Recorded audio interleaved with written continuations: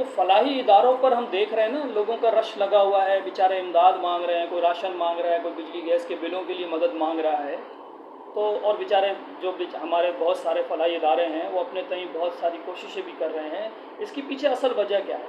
अगर आप हमारे पाकिस्तान की पूरी तारीख उठाकर देखें ना, तो एक बहुत बड़ा मसला, संगीन मसला जो है ना, वो हमारे मुल्क में वो चला आ रहा है। वो मज़दूरों को मजदूरी उस तरह से नहीं मिल पा रही होती जिस तरह के वो अपना घर का पूरी तरह से अच्छा इंतज़ाम कर सकें। खुसूसन जैसे जैसे महंगाई बढ़ती चली जा रही है, उस हिसाब से तनख्वाहों को बढ़ना वो एक मिशन बन चुका है सरमाएदारों का कि जी वो तनख्वाह उतनी नहीं बढ़ाएंगे।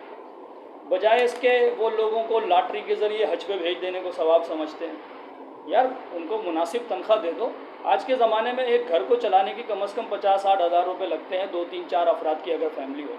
किराए का घर हो तो फिर भी उसको एक डबल ड्यूटी करनी पड़ती है। और आजकल एक पहले तो ये होता था कि 8 घंटे की ड्यूटी ली जाती थी और उसमें कुछ तनख्वाह मुकर्रर की जाती थी। किसी तरह सफ़ेदपोश अफराद अपनी ज़िंदगी में वक्त गुजार लिया करते थे।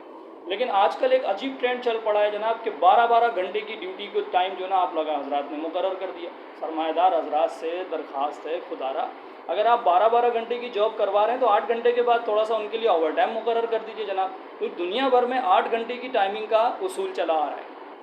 ठीक है जी।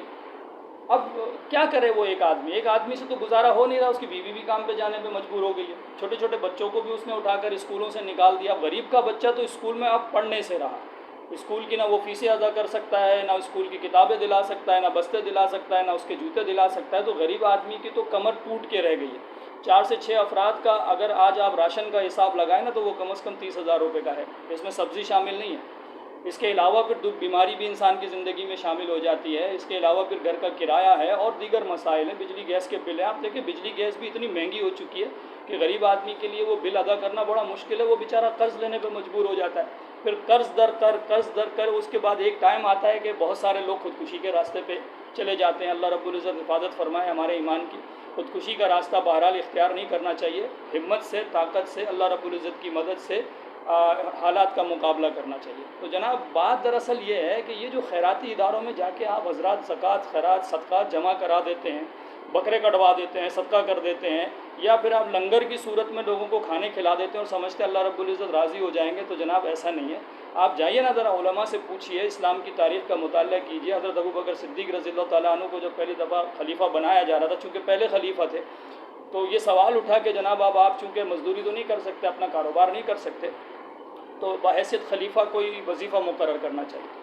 तो उलमा ने फरमाया कि हज़रत अबू बकर सिद्दीक़ से भी राय ली गई कि हज़रत आप भी इरशाद फरमाइए कि क्या इस वक्त इनका वजीफ़ा मुकर्रर किया जाए। तो उन्होंने फरमाया चूँकि अब इस मामले को आगे की तरफ जाना है और आगे भी लोगों ने खुलफा मुकर्रर करने हैं, उनके वज़ाइफ मुकर्रर करने हैं, तो कम से कम इतनी आमदनी हो जो आम तौर पर लोगों मज़दूरों को दी जाती है।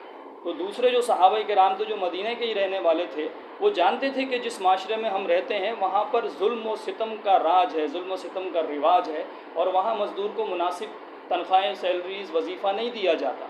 लिहाजा उन्होंने एतराज़ किया कि हज़रत अबू बकर सिद्दीक़ रज़ियल्लाहु तआला अन्हु से फरमाया कि खलीफतुल मुस्लिमीन वो तो बहुत कम है, उसमें आप गुजारा नहीं कर पाएंगे। अबू बकर सिद्दीक़ रज़ियल्लाहु तआला अन्हु ने जवाब में इरशाद फरमाया कि मैं गुजारा करके देखूँगा, अगर हो गया तो ठीक है, नहीं तो फिर मैं मज़दूर के वजीफ़े में, तनख्वाह में इजाफ़ा कर दूँगा। अब देखें यहाँ ये बात समझने की है कि हर बाइख्तियार से अल्लाह रब्बुल इज़्ज़त सवाल पूछेगा कि जो तेरे पास लोग मज़दूरियाँ करते थे, काम करते थे, वो अपनी ज़िंदगी सुकून चैन से जी रहे थे कि नहीं। तो ये सवाल अगर अल्लाह रब्बुल इज़्ज़त ने क़यामत के दिन हमसे पूछ लिया, या फिर उस गरीब मज़दूर ने अल्लाह रब्बुल इज़्ज़त के आगे शिकायत कर दी, तो जनाब कहाँ जाएंगे? एक दफ़ा सोचने की ज़रूरत है।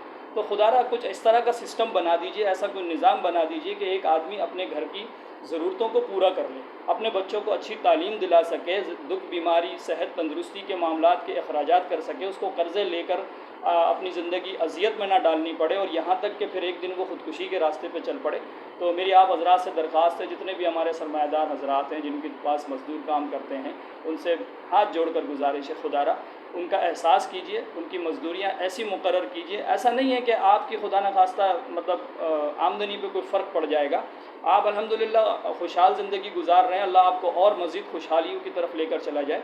तो जब आप गरीब मज़दूर के साथ नेकी करेंगे, उसके साथ ताउन करेंगे, उसकी ज़िंदगी में आसानी पैदा करने की कोशिश करेंगे, तो यकीन मानिए अल्लाह रब्बुल इज़्ज़त आपके लिए मज़ीद आसाइशें पैदा कर देगा, आपकी आमदनी में मज़ीद इजाफ़ा करेगा। यकीन कीजिए, अल्लाह रब्बुल इज़्ज़त अमल करने की तौफ़ीक़ अता फरमाए। जज़ाकल्लाह खैर। अस्सलामु अलैकुम।